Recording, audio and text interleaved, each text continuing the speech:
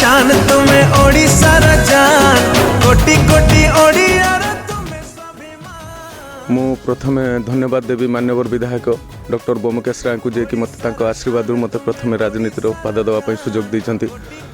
आम आज मान्यवर मुख्यमंत्री नवीन पट्टनायक विकास धारा जो विकास धारा को आम लोकों पाखर पहुँचापी यहाँ आम माने मुख्य उद्देश्य। आम तो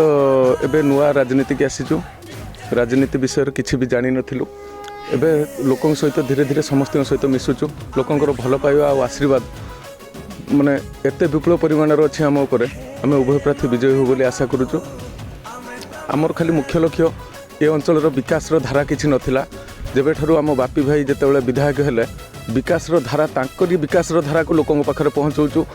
यही पहुँचेवा द्वारा माननीय मुख्यमंत्री नवीन पट्टनायक विकास धारा आ बापी भाई विकास धारा को आम लोकों पाखरे पहुँचे आम विजय हेबु बोली आम दृढ़ आशा करूँ। नुआ ओडिशारा तुम्हें ही निर्माता तुम परिवार ए माटी जनता बिजु बाबुंकर अधूरा सपन तुम्हारी हाथरे हेउची पुराण वर्ल्ड वाइड ओडिशा को देलो पहचान अनबीटेबल लीडर तुम्हें जाने हिंदुस्तान